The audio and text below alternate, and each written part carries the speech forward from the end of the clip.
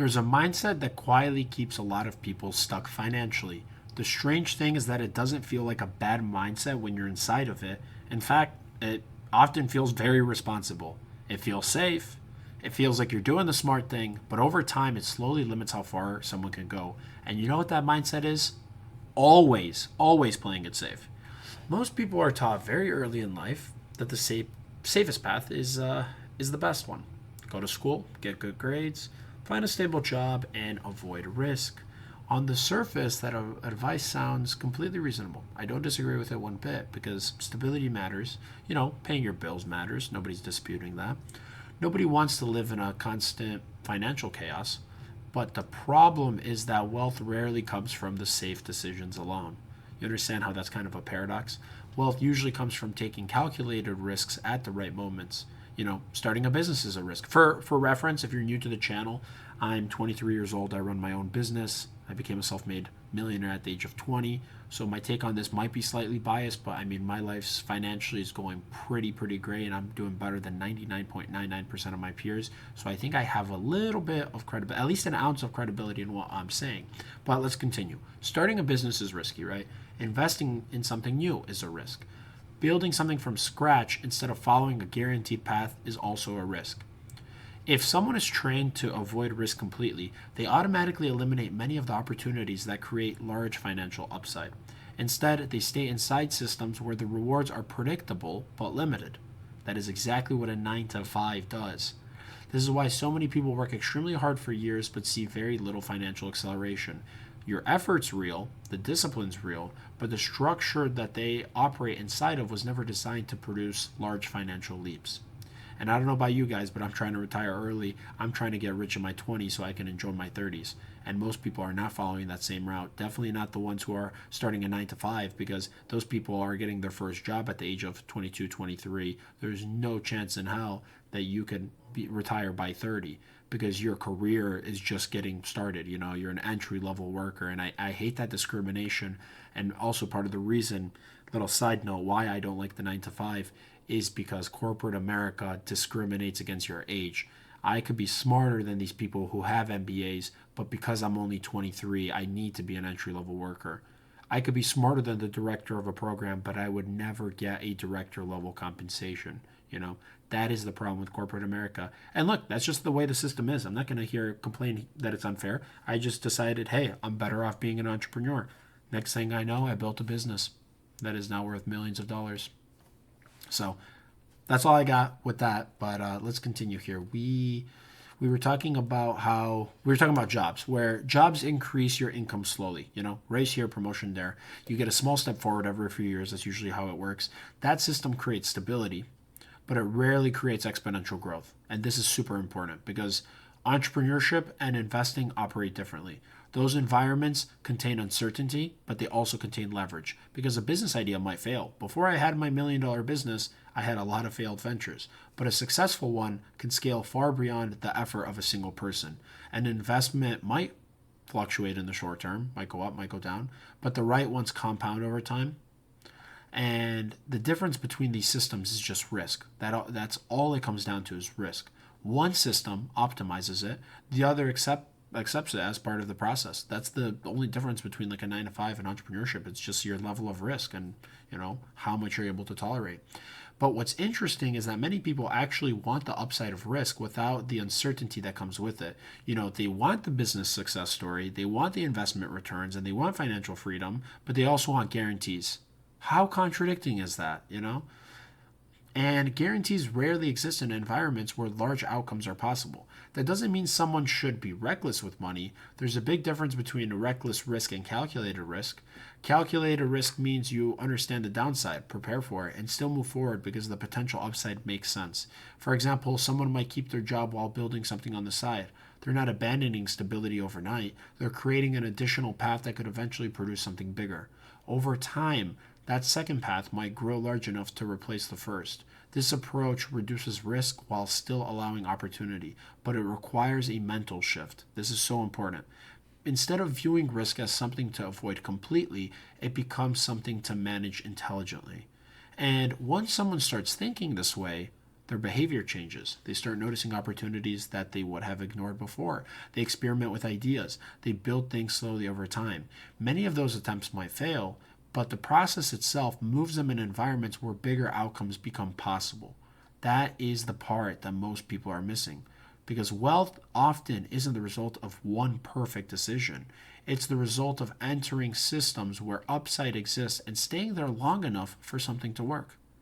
Like, if someone only operates inside completely predictable systems, the outcomes will usually stay predictable too. Nobody's disputing that, right? Which brings us back to the mindset that quietly keeps people stuck in the central theme and idea of this video, the belief that safety is always the best option. Our parents want it for us when we were growing up, which is why college gets shoved down everyone's throat. But the world is changing at a rapid rate, and most people are not seeing it. In reality, though, safety is useful for survival. It is, but progress often requires stepping slightly outside of it. You need a color outside of the box. Don't worry, nothing will happen to you if you color outside of the box. But people are just trapped. They're trapped, man. And people aren't like, you don't want to blindly step outside of the circle of progress, not recklessly, but you want to do it enough to allow opportunity to exist. Because once someone understands that balance between stability and risk, the entire financial game starts to look very different. If you guys are enjoying these contents around money, I highly recommend you guys to subscribe. But kind of what I'm trying to get at with this video is that growing up, everybody tells you that you need to do the safe option. And we look to see what our friends are doing. It's ironic because when you're in your senior year of high school, you still have to raise your hand to ask to go to the bathroom. And then when you're later, if you go to college or university, you suddenly need to know what you want to do for the rest of your life. And obviously you don't have to immediately. You have 2 years, but eventually you have to declare a major and you have to pick something. You could only do the general studies for so long before you actually have to take some more specific classes. Because how it works, I got a business degree, so I'll share how it was with my experience. Your first 2 years you take what are called gen eds, a lot of classes. You take very random classes. Like I had a world religion class, stuff that is not really directly tied to your major. I had a literature class, things like that. And then in my second year on, you declare for whatever your major is, and then you start taking classes. So I majored in strategic business development. I had a lot of business administration classes, but also my major was pretty loose. It let me take a lot of classes. So I took financial classes. I took an entrepreneurial finance class. I took a social media marketing class. So I was exploring other majors like finance and accounting within. For accounting, it's required for every single business degree, but I didn't take any accounting classes at college because I actually took them in community college when I was in high school, and I just transferred those credits over, which is what enabled me to graduate early. For those of you who don't know or who may be new to the channel, I got a 4-year business degree in 2.5 years. I speedran college. My brother also graduated early. He did it in 3 years. I had to one-up him and do it in 2.5. So I would like to say that I know what I'm talking about. In high school, I had straight A's all 4 years of high school as well. And that is why I believe I am a credible source, because a lot of these, millionaire crypto bros or guru guys that are selling you courses, those guys did terrible in school. I am a very unique example of where I did exceptionally well in school, but I also did exceptionally well in this self-employed, go do your own thing, entrepreneur route. And I am telling you that the school system, it's not flawed, it's just outdated. This idea that you need to be safe with everything you do, it's just not appropriate. It's not appropriate in the day and age that we live with. Life is moving so quickly. People are telling you not to start a business because it's risky. Don't invest because it's risky. Guys, everything is risk. Whatever you do, asking that pretty girl if she wants to go out with you is risky. You have to just manage the risk. You can't run from it. And that is what I don't like about this whole go to college route, is it works great for a lot of people, but not for everyone. So why are we shoving it down everyone's throat to go do that? Because it's very suitable if you want to be like a doctor or a lawyer. But if you want to be an entrepreneur, I hate to break it to you. College is not the move. You know what the move is? Trying to start a business and see if you could actually succeed. And that's the beautiful part about starting young and starting early, is you will learn. instead of just waiting and wondering what if. I waited so long to start this YouTube channel, and now I am holding myself to consistent uploads regardless of what the outcome is. Is it discouraging that I'm not where I am subscriber wise or view wise, and I'm seeing other people doing far better than me? It could be discouraging, but I decide to continue on and move forward. I went off a little bit on a tangent there, but this mindset is just keeping people poor. And you guys need to understand that everything we do in life carries risk. And the earlier you take it on, you'll just get better with time. You'll be better at managing said risk. I run a business, so I deal with risk every single day. Asset allocation, how much inventory do we buy, what are our goals for the quarter. I'm pretty young, I'm 23, but I have employees, I have a team, I have people that rely on me for a paycheck. So I'm in a very unique position to speak on this topic because I've lived both sides of it. I was the genius valedictorian straight A student in high school, but I'm also the multimillionaire who runs a successful operation. And when I'm telling you that there is never a right choice, it's not a cookie cutter answer. You got to do what works for you. And the mindset that keeps people broke across any industry on whatever you decide to pursue. You may be watching this video right now and you have no interest in becoming an entrepreneur or starting your own business. That's fine. But what you need to understand is that whatever option or whatever route you are going in your life, there's going to be risk.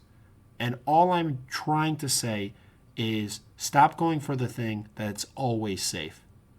It's okay to be, scared of risk. That's normal. But just don't be always playing it safe. You can play it safe every now and then, but also learn to take some risk because your life will drastically change, whether it be financially or with relationships. I was just visiting a friend, and for those who don't know, I'm single. I'm really busy as is, but I just wanted to go out and connect with people. I haven't seen this friend in a long time. There's a really pretty girl, and I wanted to talk to her, but I had a hard time, because it was easy for me to talk to her friend. I didn't find her friend very attractive. And that's another topic we could get into, not for this video, but I should have taken that risk because now I'm wondering what if. So don't always play it safe. It was safe not to talk to her, but I should have taken that risk. And you see, it doesn't even relate to money, even though this topic was primarily about money and going to school with stable jobs, etc., etc. So yeah, guys, don't always play it safe. Learn to take a little bit of risk. If you always play it safe, that mindset is going to keep you poor and unsuccessful in life. I should more generalize this video. Instead of just keeping people poor, it makes you unsuccessful. Go take some risk. Until the next one, guys.